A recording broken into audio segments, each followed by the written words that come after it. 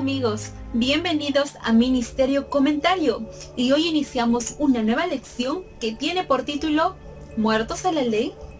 Esta semana estudiaremos el libro de Romanos capítulo número 7 y Pablo utiliza una ilustración que rige sobre la ley del matrimonio para poder comprender mejor este capítulo.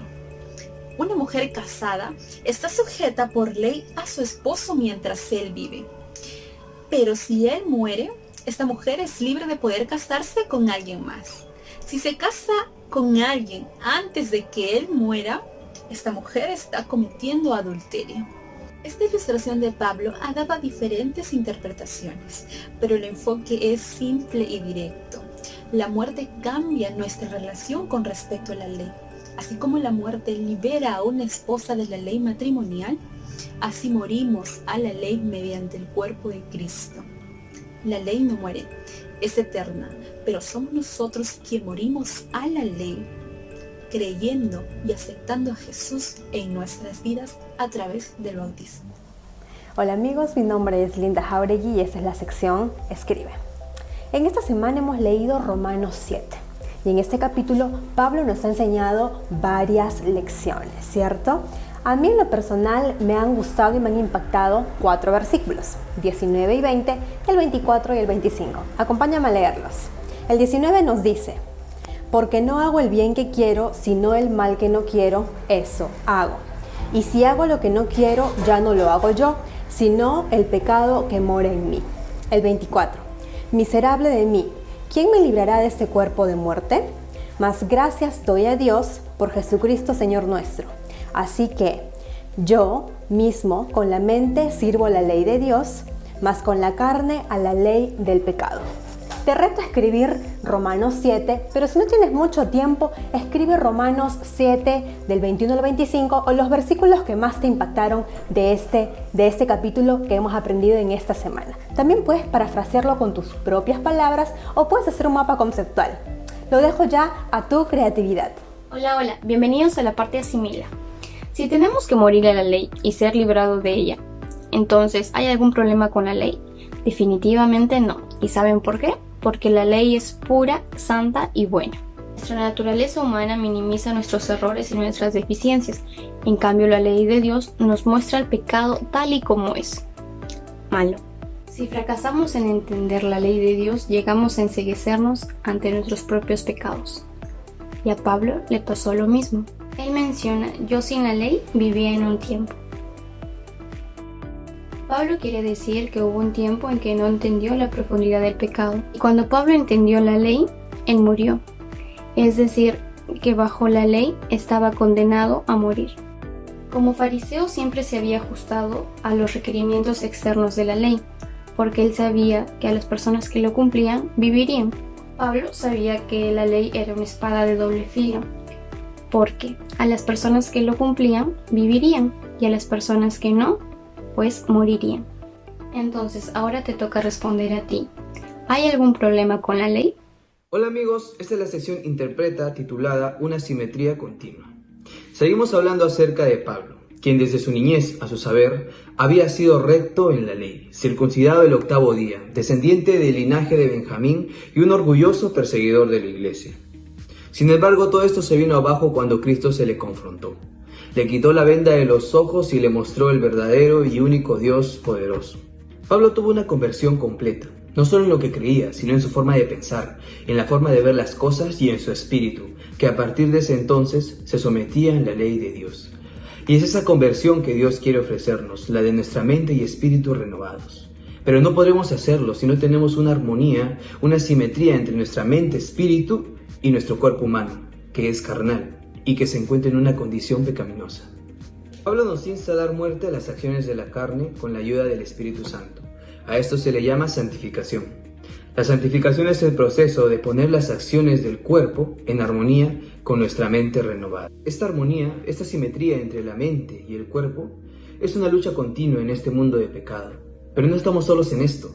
Tenemos a Dios, tenemos su palabra, tenemos su ley, que nos servirá como guía para poder afrontar y salir victoriosos de estas pruebas. Busquemos esa santificación y busquemos esa conversión completa en Cristo. Bienvenido a la sección Conecta. En esta sección vamos a ver la relación que tienen algunos textos con el texto central que se encuentra en Romanos 7.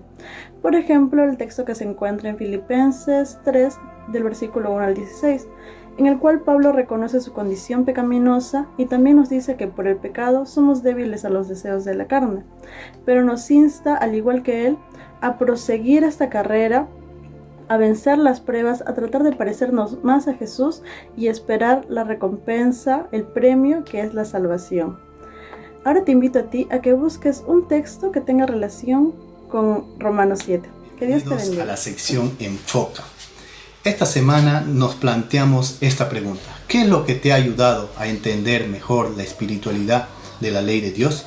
Romanos 7:14 dice: sabemos que la ley es espiritual, pero yo soy carnal, vendido al pecado. Lo que hago no lo entiendo, pues no lo hago lo que quiero, sino lo que detesto, eso hago. Elena G. White lo menciona en el libro El Camino a Cristo, página 56, capítulo 7. Dice: cuanto más cerca estés de Jesús, más imperfecto te reconocerás a tus propios ojos, porque tu visión será más clara y tus imperfecciones se verán en abierto y claro contraste con su naturaleza perfecta. ¿Sí?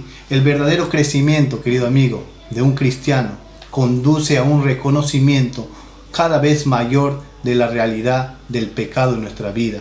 ¿Sí? Si nos acercamos a Jesús, entenderemos mejor la santidad y la belleza de su carácter y veremos mejor nuestras deficiencias.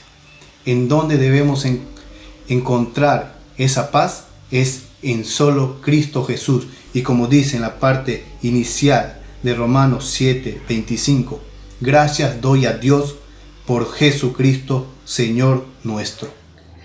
Hola queridos amigos, bienvenidos a la sección Aplica. Saben, el apóstol Pablo nos muestra claramente que no podemos llegar a tener un cuerpo santificado, pero cuando estudiamos la Biblia nos damos cuenta de que sí podemos tener un alma santificada. Y para poder llegar a ello no es algo que logramos por mérito propio, es algo que logramos con un trabajo siguiendo siempre todo lo que el Señor nos ha indicado. ¿Por qué? Porque lo podemos hacer por la gracia del Señor Jesús, quien entregó su vida por cada uno de nosotros para poder llegar a la perfección. No somos perfectos, no queremos llegar a esta santidad simplemente por un mérito propio, sino por todo el mérito que Cristo hizo al entregar su vida por ti y por mí.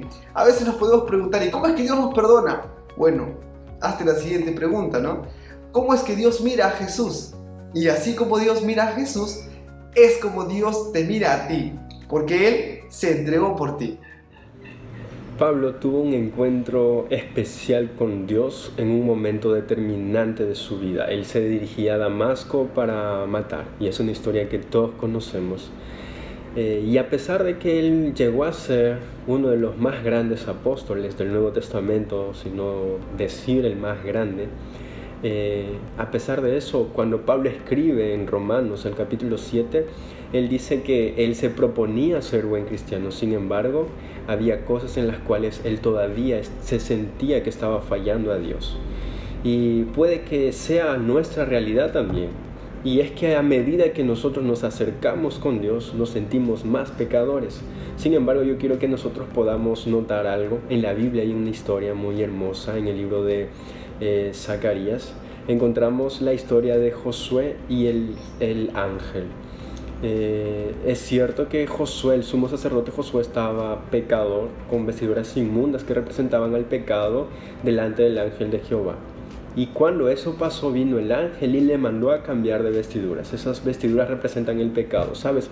Muchas veces oímos y decimos que con pecado no podemos estar en la presencia de Dios. Y es cierto.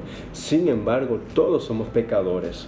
Y aquí hay algo que yo quiero invitarte a que nosotros podamos decidir en este día. Podemos ser pecadores huyendo de Dios, o podemos ser pecadores en la presencia de Dios. Si decidimos ser pecadores huyendo de Dios, no vamos a encontrar solución al problema que estemos pasando, que es el pecado mismo. Pero si así como Pablo, a pesar de que tratemos de ser buenos cristianos y no lo logremos, decidimos ser pecadores en la presencia de Dios, Dios mismo se encarga de limpiar nuestras manchas. Que hoy nosotros podamos decidir eso, ser, a pesar de nuestros errores, seguir y buscar cada día de nuestras vidas a Dios, porque es el único quien puede limpiar nuestras manchas. Bendiciones.